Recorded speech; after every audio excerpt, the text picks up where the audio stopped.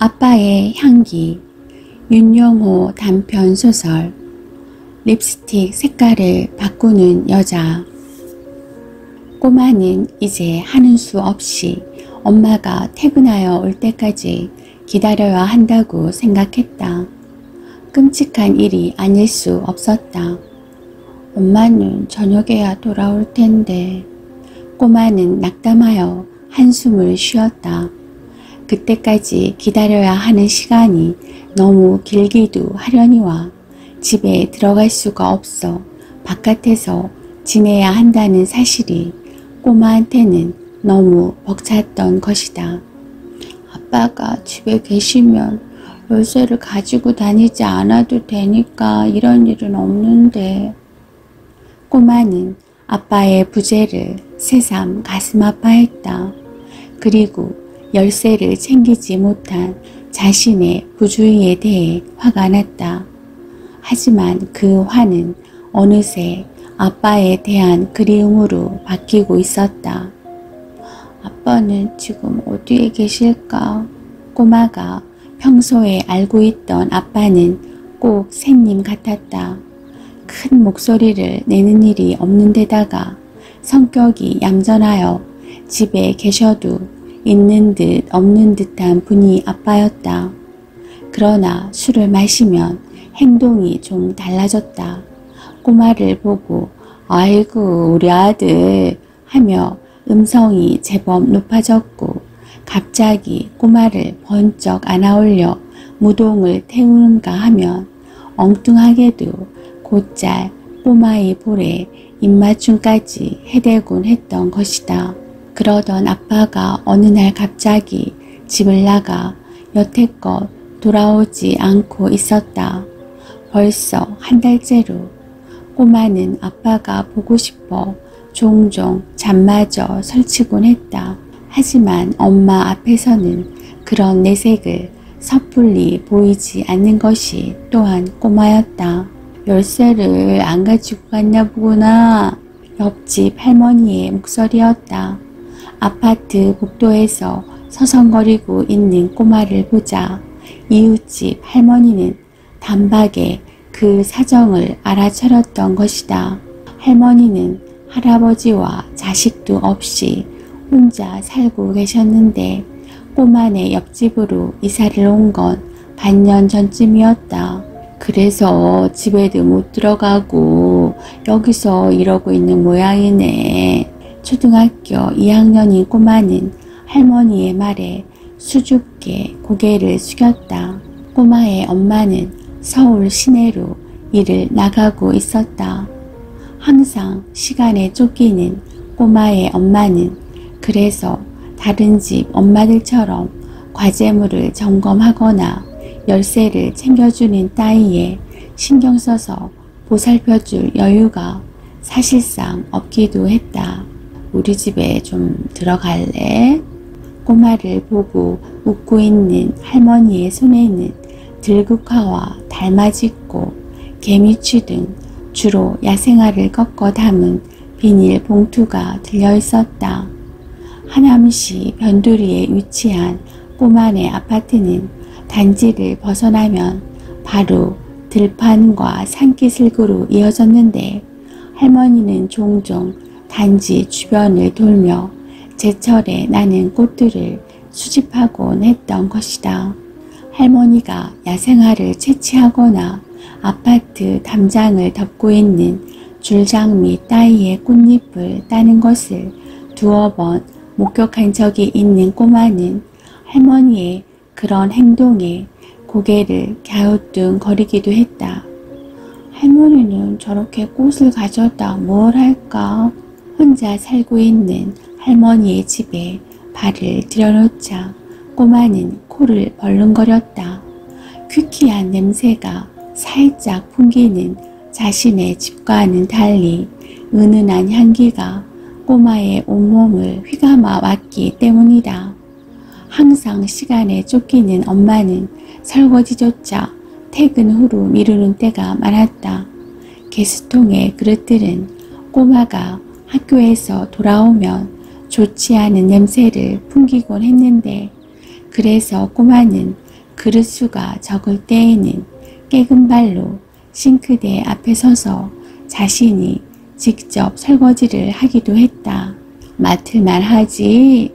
건조된 식물들의 향기야. 혼자 살고부터 이렇게 꽃이나 뭔가를 말리는 것이 취미가 되어버렸어.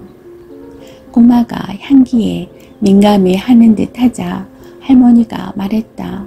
할머니는 연신 코를 벌름거리는 꼬마를 소파에 앉게 한 뒤 들고 온 비닐 속의 내용물을 신문지 위에 조심스레 쏟았다.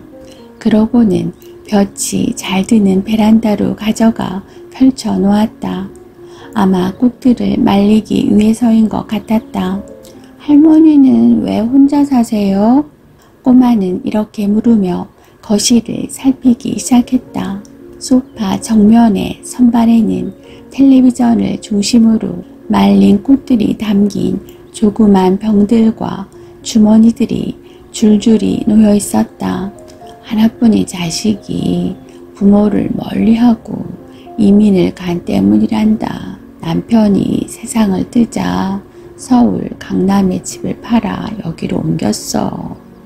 생활은 저축한 돈하고 이곳에 아파트 값을 치르고 남은 차액을 은행에 맡겨서 그 이자로 꾸려가지.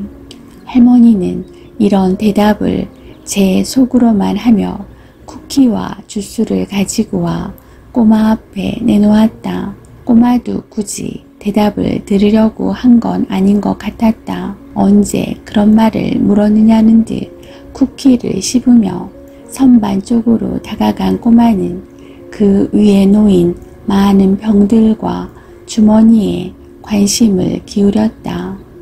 그건 장미꽃이고 이 헝겊 주머니에는 모가를 잘게 썰어 말린 것들이 들어있어. 할머니는 꼬마가 향기에 흥미를 보이자 그의 곁으로 다가와 이것저것 설명을 해주었다. 우리 곁에 있는 것들은 사실 모두 나름의 냄새를 지니고 있단다. 꼬마는 할머니가 가리킨 많은 병들과 주머니들의 향기가 모두 다르다는 사실에 신기해하고 놀라워했다. 그래서 쿠키와 주스를 먹으면서도 꼬마는 이 병, 저 주머니의 냄새를 쉴 새 없이 맡고 있었다.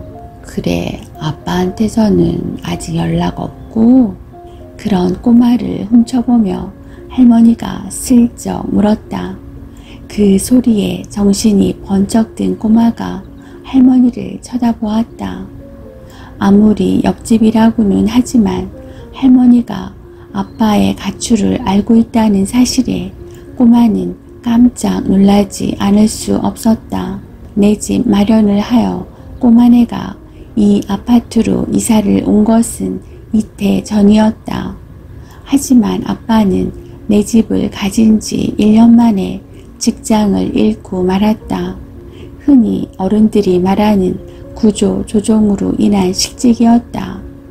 백수가 된 아빠는 한동안 이력서를 들고 여기저기 쫓아다녔지만 다시 직장을 구할 수가 없었다. 세계적인 불황으로 인한 경제의 주름살이 점점 더 깊어지는 때문이라고 했다. 구직 활동에 차츰 지쳐가던 아빠는 언제부터인가 아예 집안에 틀어박혀 지내게 되고 말았다.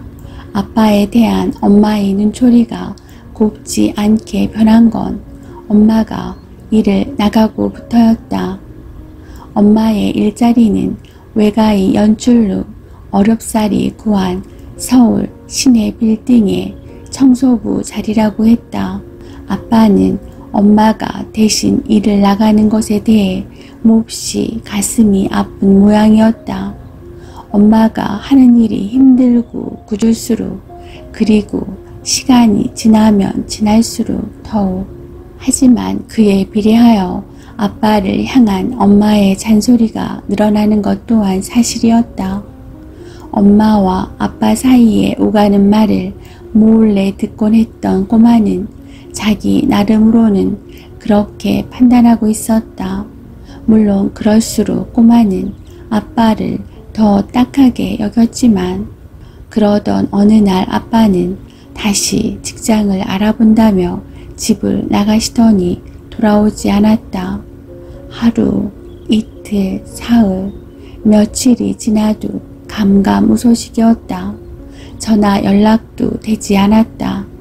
그제야 엄마는 당황했고 후회하는 빛이 역력했다. 꼬마 또한 아빠가 혹시 낯선 곳에서 사고라도 당한 게 아닐까 싶어 두려움에 떨었다. 그리고 아빠에 대한 그리움으로 몰래 눈물을 흘리곤 했다.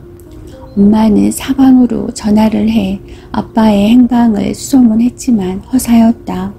아빠의 흔적은 오리무중이었고 벌써 한 달째로 접어들고 있었다. 하지만 엄마와 꼬마는 아빠의 가출 사실을 적어도 친척이나 지인이 아닌 모르는 사람에게는 눈꽃만큼도 드러낸 적이 없었다. 그러니 아무리 옆집이라고는 해도 할머니가 그런 사실을 알고 있다는데 꼬마는 놀라지 않을 수가 없었던 것이다. 게다가 서로 문을 꼭꼭 걸어 잠그고 사는 도시의 아파트 생활이 아닌가. 어쩌다가 우연히 복도에서 마주치면 모를까. 이웃 간에 얼굴 볼 일조차 별로 없는 게 우리네 바쁜 삶의 현실이기도 했다. 나이가 들면 말이다. 모든 기능이 줄어들게 되지만 후각만은 더 예민해지는 법이란다. 그래서 노인들은 눈은 침침하지만 대신 냄새로 주위의 사정을 알게도 되지. 할머니는 말과 함께 꼬마의 머리를 한번 쓰다듬어 주었다. 할머니 이야기를 듣자 꼬마는 그럴 수도 있겠다는 생각이 들어 고개를 끄덕였다.